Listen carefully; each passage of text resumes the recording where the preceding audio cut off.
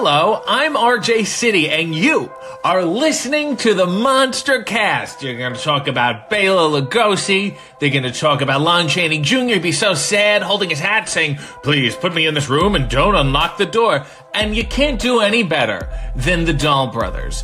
Jack and Ryan, they're brothers, but they're also bros. What? Pardon? Wrestling. Well, who the hell wants to talk about wrestling? These are horror movies. It's a deep genre. It's a smart genre. Fantastic actors. Fantastic cinematography. Wrestling is just sweating and fireworks and bouncy ropes. There's nothing. So how can you talk about that every week? All right. Let's see them try. Take it away, you crazy dolls. What's up, you guys? Sean Ross Sapp, Fightful here. You're watching the MonsterCast with Jack and Ryan. A big shout out to those fellas. Good people. Check them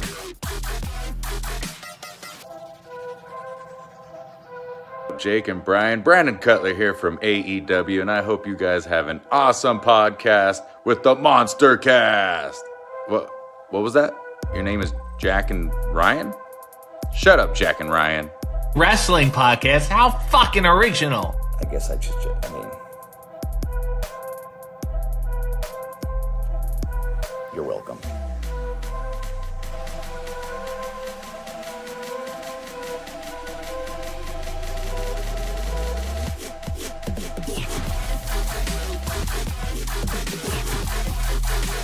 Here's your host of the MonsterCast, the Straight Edge Monster Jack and Ryan.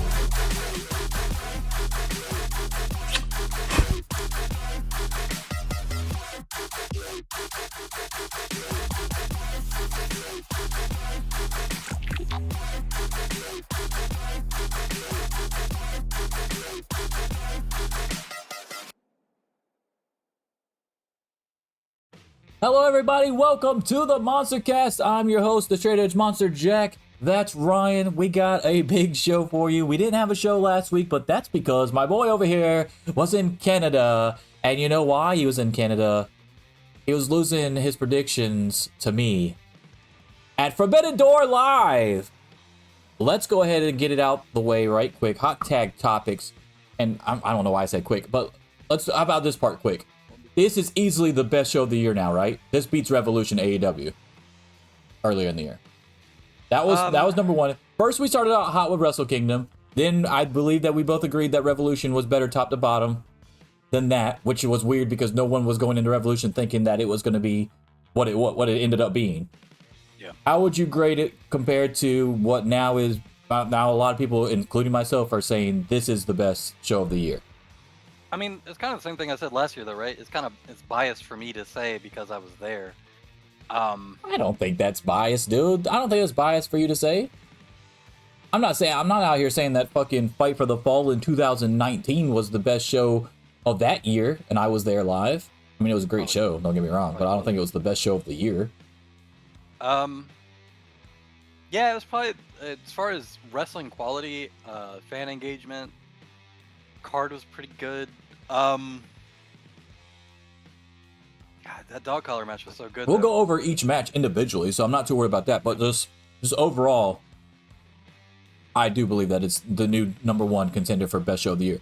And if you watch the Monster Awards, even though he says he didn't want to be biased, we both picked Forbidden Door last year to be the best show overall anyway. So let's not just jump to conclusions like he doesn't know what the fuck he's talking about over here. It wasn't like you just went out your way to pick something else and disqualified yourself because you went to a show. If we went to as many shows as we wanted to and had time to go, then we would disqualify ourselves from all the shows. Like, what the fuck? Okay, so I thought it was probably the best show of the year. How about this for you? Because you went to both. Which Forbidden Door did you like better? It's not the same because I had different seats. What the fuck? Listen, I was in floor on the first one, and that got pretty fucking irritating when like the 7 rows of people in front of me would all stand up, so we all had to stand up. Yeah, how'd you like the new elevated seat? That's way better, right? I definitely prefer it. I probably won't ever get floor. That's how I always do it. Yeah, like being 5'7", 5'8", whatever the fuck I Unless am. unless you're going to be in the front row or the second row, there's really no point in being on the fucking floor if you're an average sized person or a chill person or just a chill person, honestly. Because yeah, that too. yeah, because if you're in like the 8th row and the next 3 rows in front of you are all fucking super hyped up all the time and you don't get as hyped as they do at live shows, that means they're standing up in front of you the entire time. And then I also have this like subconscious thing where like I don't want to block the person behind me because I know how I feel currently. Right. So I don't want to stand up too, but then it's like, well, I fucking paid all this money. I'm going to have to stand up to even fucking get a glimpse of what the hell's going on type deal. It's a weird position to be in when you're not an asshole. Yeah. So near the end of Forbidden Door 1, people were like standing on top of their chairs, and I'm like, I'm not fucking doing that. So I just started telling people, hey, get the fuck down. Like nobody behind you can see. So that was awkward for everybody involved, but you know, they did get down, so that was nice. But standing on your fucking chair is just crazy. So Yeah, like you already paid that much for a ticket, and then you need to get on the chair too. Come on. Yeah. So yeah, that was like the last third of the fucking Moxley Tanahashi matches like that.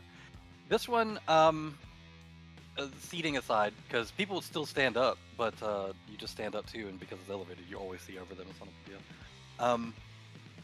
I think I did like this one better. It was a little weirder going alone. Obviously, I had a friend come with me last time when you couldn't come. But I'm going to the Japan one next year with you. Don't worry. oh, I bet you have to get a fucking passport first. So I they gotta get did fucking end up money. seating What are me you talking about? beside Fuck passport. I gotta get money. I'm fucking Japan, dude. Holy shit. Hey, passports cost money too. So they did sit me luckily beside on the side that wasn't empty some gentlemen with very good taste. So the guy that I sat next to had a sign for Watto. He said needs more Watto. How crazy was that? Yeah, running into the only other Did you fucking explain Watto it to him fan. or anything? Yeah, I explained it to Okay. him. So yeah, when he held up the sign, I looked at it for a second. I said, "Man, that's fucking hilarious." He's like, "Yeah." It's like we saw him at Wrestle Kingdom. We're like, "Who the fuck is this guy?" But then I don't know why we all just like really liked him for some reason. So it was him and a few of his buddies. Yeah, I thought it was funny. And then when they were leaving after the show was over, it's like, "Hey, you want the Watto sign?" I was like, "No, I got it." Oh, it would have been funny if you would have had that shit ready for me to go at the beginning of the show and just hold it up. Yeah. That would have been fucking hilarious. Needs more Watto. Because I mean, But he yeah. showed me the sign, but I would have never known if he actually brought it with him. Like that would have been so fucking funny. I would have. Yeah, I would have turned your cam off, but it would have been funny. I did explain to the dude. I was like, "Yeah, so there's like a running, not joke. I'm very serious about it, but there's a running thing with my brother and I where every time." You know, we talk about the best at anything or whatever. I was like, oh yeah, you know, obviously Master Watto, and then name all the real people. So he thought it was funny. The show itself was good. I do think it was better than the first Forbidden Door, just as far as match quality and the diversity of the card. Having Omega and Danielson and Okada and you know all that there. Yeah, the guys that helped weren't a injured lot. Yeah. or that were injured Even- last year that aren't not injured this year. Yeah. Yeah, even CM Punk, as much as I don't really care for his. Dude, how crazy! That match should not have been as good as it was at all. Well, it's because nobody fucking liked him. So the crowd was super into it. So they were going hard behind Kojima because it was the guy wrestling Punk. Also, Kojima did really well in that match too. So That's what I mean. I'm talking for both of them. I'm literally saying that Kojima's in his 50s, Punk is in his mid 40s. That match should not have been as good as it was. It was a lot of fun there live.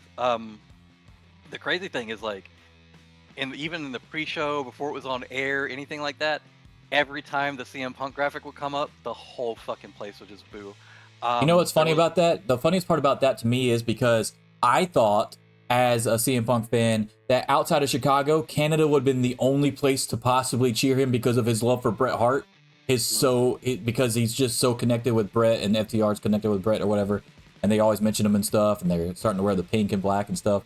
So I was like, if there was any, and I feel like Tony Khan might have thought that too. That's why these first fucking 4 collisions are in goddamn Canada, right? So like this would have been a perfect time. You got Chicago first, and then straight to fucking Canada. Then we go to the UK. When we come back, guess where we are again? At All Out. We're at fucking Chicago again to make people think that hey, everybody's cheering them. But Canada said, "Fuck that shit." That shit was great. So there were a couple times where people tried to start CM Punk chants and just immediately got fucking booed down. That was fun. And I told you before I went. You said, "Do you think they'll boo him?" I was like, "I don't know if they will, but I will." I'll be fucking booing him. But no, like aside from a couple people trying to start CM Punk chants and immediately getting drowned out, nobody was really cheering for him.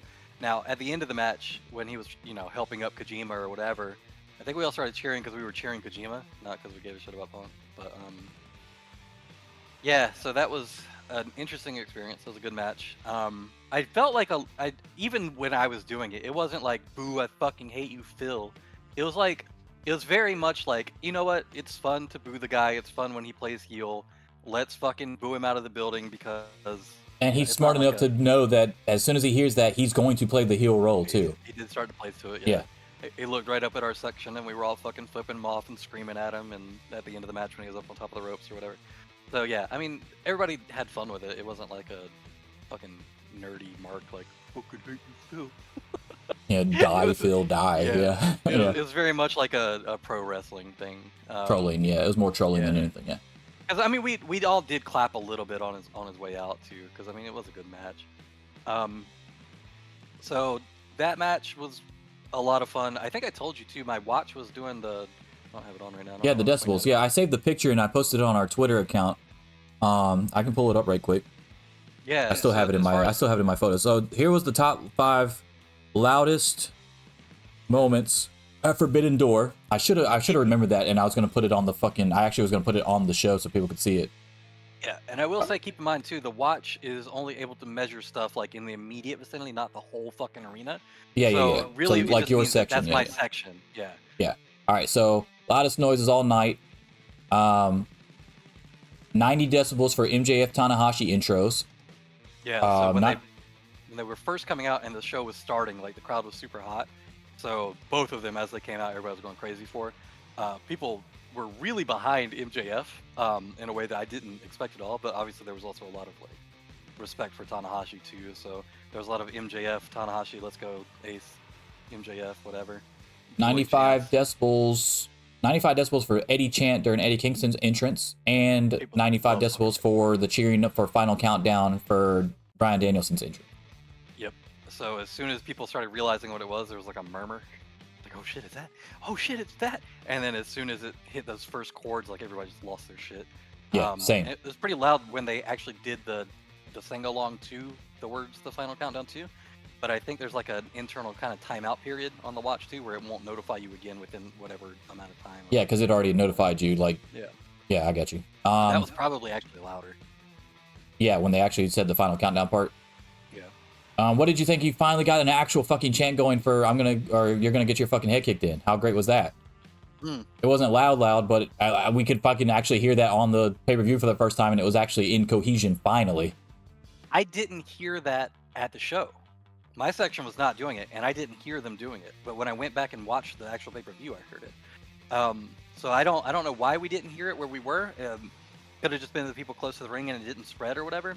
I would have done it if I'd heard it, but I didn't hear it. Also, the crowd was pretty burnt out by the Danielson match. Okada Omega took a lot out of everybody. Osprey. And then Osprey Omega. Osprey Omega, sorry.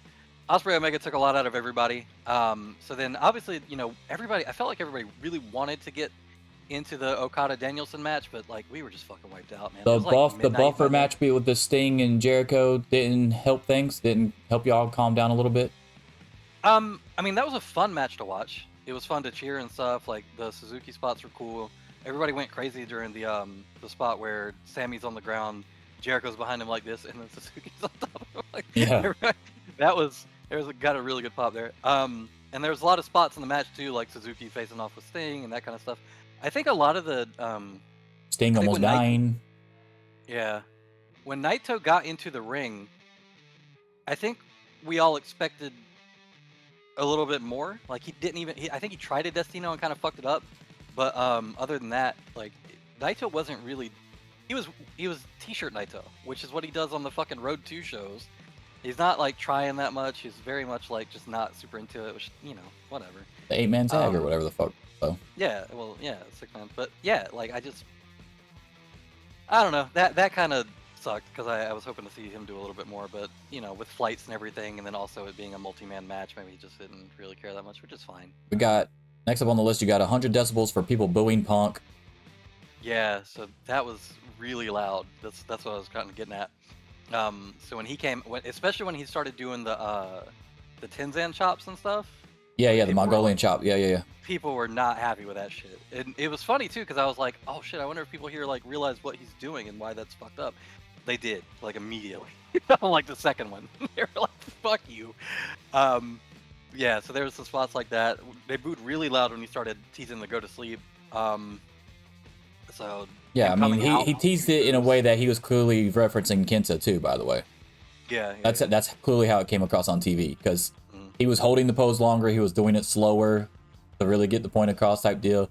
It wasn't like a quick, hey, go to sleep thing and then I'm going to try it. He had a little smirk to it too when he was doing it. I feel like those were definitely shots at Kenta. And then you have the number one loudest moment was obviously 105 decibels when Omega kicked out of the one-winged angel at 1. Now that's when I thought the match actually turned around and he was going to fucking actually win it again and I was going to be right. However, that did not happen, of course. But that was fucking crazy. Now that watch might have been picking up me. Because I lost my shit, dude.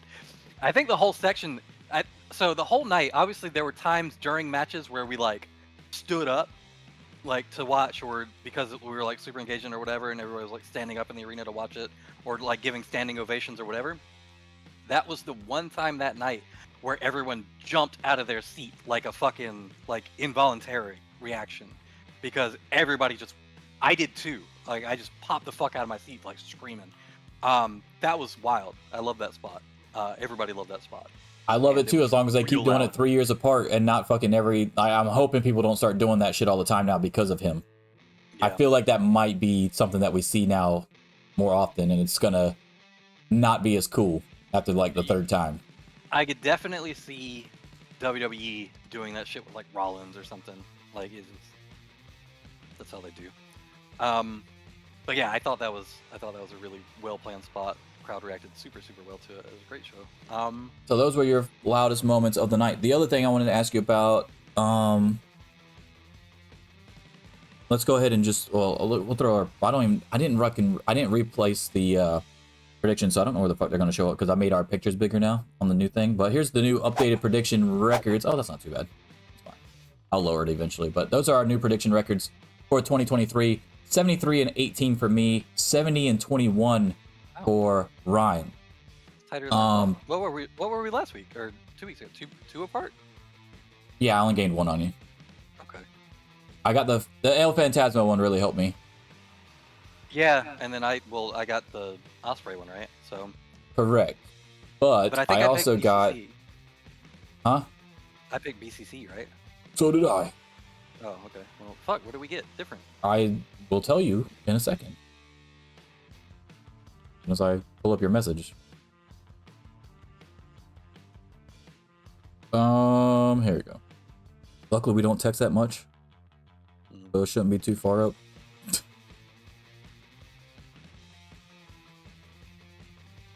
Probably just search your messages for BCC and it. Oh, that's fine. I got it right here. Alright, so we both picked Athena. We both picked LIJ. I picked Phantasmo, you picked Stu. We both picked Mogul affiliates. You picked Osprey, I picked Omega. We both picked Danielson. We both picked Sonata. We both picked MJF.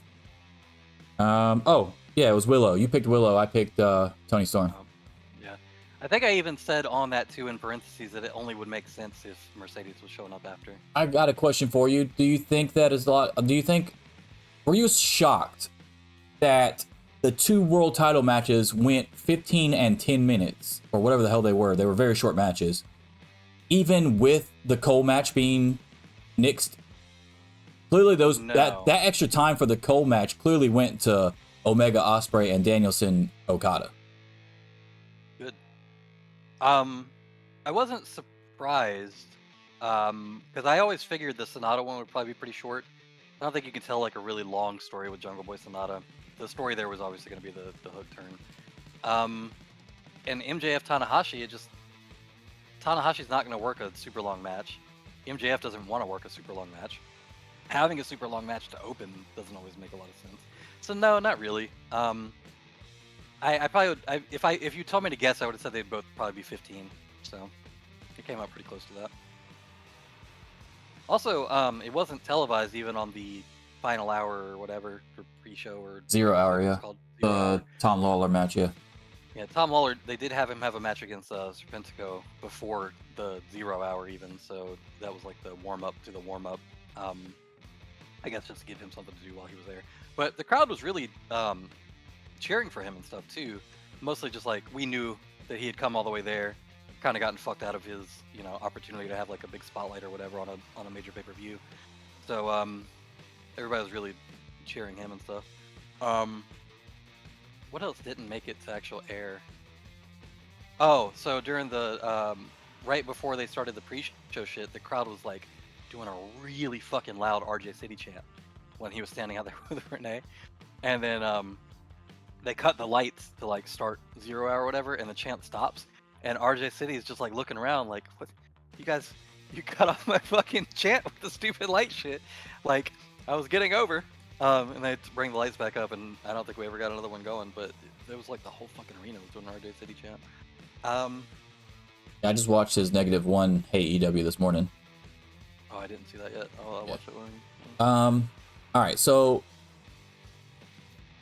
all right, we did prediction records. Let's talk about the Meltzer match ratings that just came out yesterday or the day before. I can't remember which day specifically, but it's pretty new. So he gave Omega Ospreay a 6 stars. So now Ospreay has the most 5-star or over rating. He broke the tie with Misawa, which also he did the Tiger Driver 91 in the match, which a lot of people were talking about. I mean, Go ahead. The reaction to that in the crowd was also one of like. No, it was probably the same one I had. We all had it at right here watching it live because it was crazy. I was like, holy shit.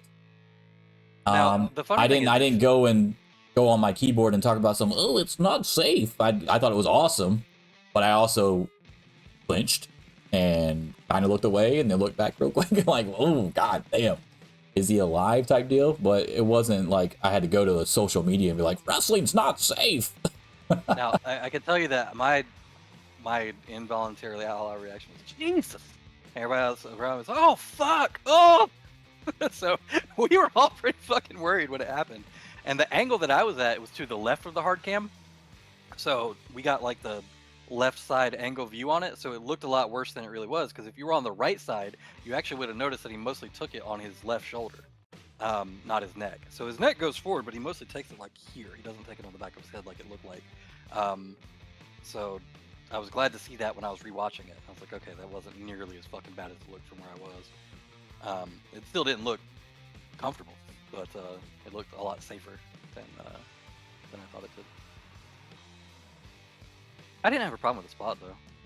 Yeah, me either. All right, so here's the match ratings from Meltzer. All right, so he gave Mogul Embassy versus Chaos 3 1/4, Athena versus Billy Starks 2 1/4, Phantasmo versus Stu Grayson 3 1/4, LIJ versus United Empire 3 1/2. MJF and Tanahashi 3 1/4, Punk and Kojima 4 stars, Cassidy versus Zack Sabre Jr. versus Daniel Garcia versus Shibata 4 stars, Sonata versus Jungle Boy 3 3/4 stars, The Elite and Eddie Kingston and Ishii versus BCC 4 3/4 stars, so almost a 5-star rating. Tony Storm and Willow 3 1/4, Kenny Omega and Ospreay 6. Sting, Darby, and Naito versus La Suzuki Gods 3, and Bryan Danielson versus Okada. He gave it a 4.75. He rated the Sting 6-man lower than the Stu Grayson match. Yes, by a 4th of a star. Yeah.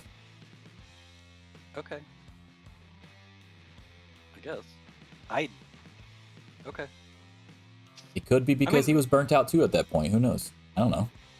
Maybe. I know he usually goes back and rewatches it like we do, as well. I mean, crowd was going pretty crazy for LP. But yeah, I don't know if I would say that match was better. Were you disappointed with the Danielson Okada match? Did you think it was going to be better than it was, or Was I it mean, what once you I pretty found much out that he broke expected? his arm, a lot more of it made sense. But I thought the match was good. I think everybody was really surprised by the ending. Okada just tapping out like that. Like when you look at it, I'm like, yeah, he doesn't fucking have a way out of that. And then as I'm thinking, like, how the fuck is he gonna get out of that? He taps. I was like, oh, I guess he's fucking not getting out of it. It seemed like a really sudden ending, but knowing what you know about Danielson's arm being broken, Yeah, well, he said in makes the scrum sense. or whatever, he's like, yeah, that was not how that was supposed to go. Those last 10 minutes were not supposed to go that way. Yeah, I think the immediate little conversation murmuring around afterward was like, I don't think that was the original ending. And of course, you find out later it wasn't, and that he had broken his arm on the Okada elbow dropping him. You see the X-ray of So- that shit, like a clean break too. Ugh. Yeah, it was like, yep. It looked. I mean, that's good though. It's like easier to heal. So, He's supposed to be out 6 to 8 weeks. We're actually going to talk about that later, with the blood and guts thing. But okay, so Meltzer ratings, prediction records. You're obviously our favorite match was Omega and Ospreay. But what is your overall grade? So we're giving it. We just said it was the best show of the year, right? yeah. So is there any way it's not an A plus then? I don't think so. I mean, top to bottom, it was a really good card. There were no bad matches. There were a couple matches where if you didn't have them on the card, it wouldn't have made like a huge deal or anything. But I thought it was a really good show. We didn't even talk about the four-way, but I thought that was a really good match too, the international title one. I was just super annoyed that Garcia was in it instead of Samoa Joe, because if I'm booking that, like, I had no problem with the match, don't get me wrong, I liked the match, even Garcia was fucking hilarious in it, but if you would have put Samoa Joe in that spot like I originally had said that I wanted to do, and had 4 titles on the line, and then had it be like there's going to be a guaranteed double champion coming out of this, I think a lot more people would have been more invested in that match before it started. I think with it only being one title, I think it was pretty obvious that Cassidy was going to win. I'm pretty sure we both predicted him to, yeah. Correct. So, yeah, that did hurt it a little bit because you were just waiting for the spot where Cassidy was going to win. But I feel like the interactions that happened in the match were really good. I can't complain too much about it. It was a little bit predictable, but there were other predictable matches on the card too, and we didn't complain about those. So, I don't think anybody thought Danielson was losing. I don't think anybody thought that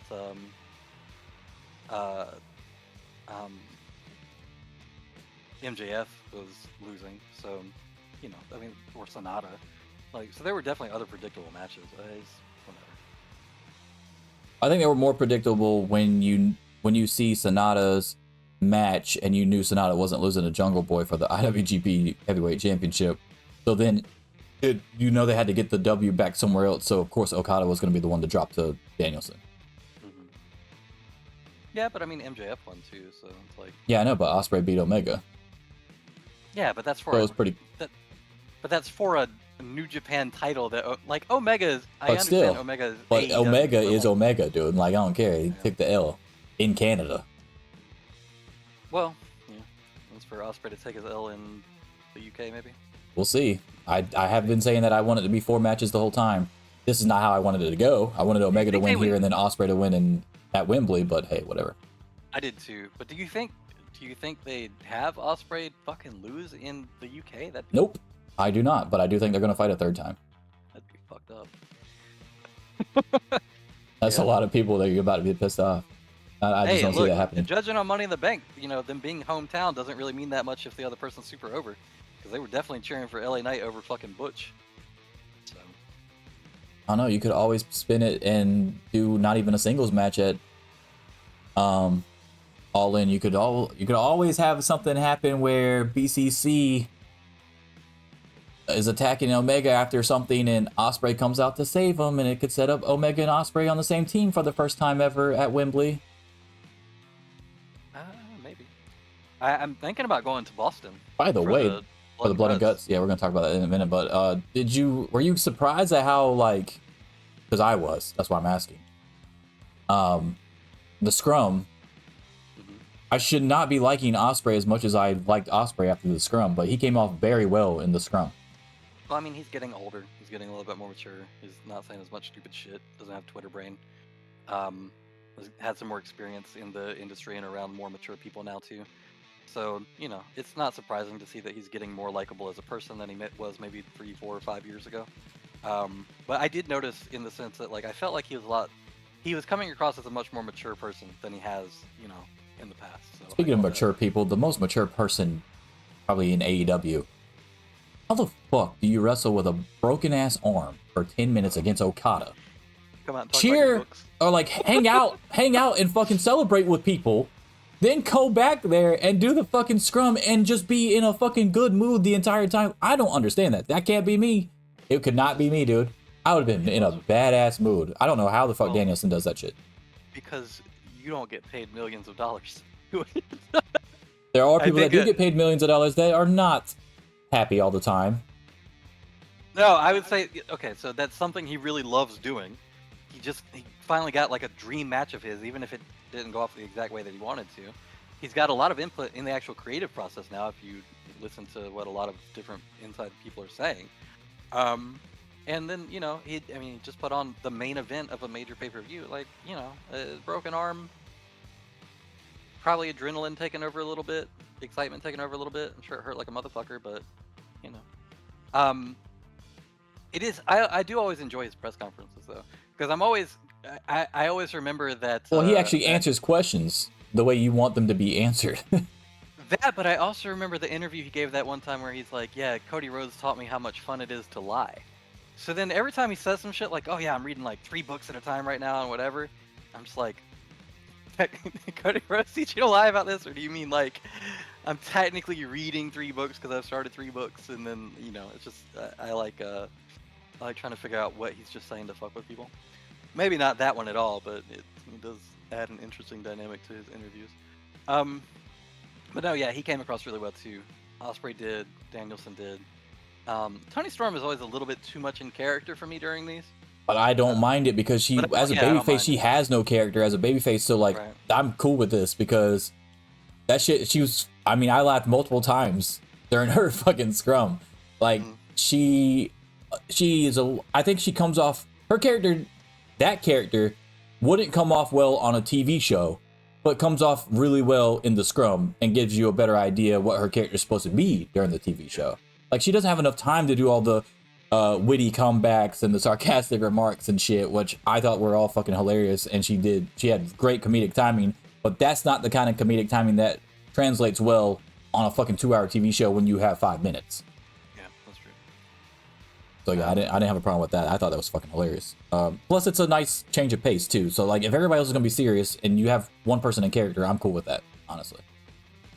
Yeah. Because even Hayter after she won the title and she was technically still a heel, and she was getting questions about her, the fans supporting her and all this other stuff. She was still like half in character too when she was doing that scrum. So yeah, that's true.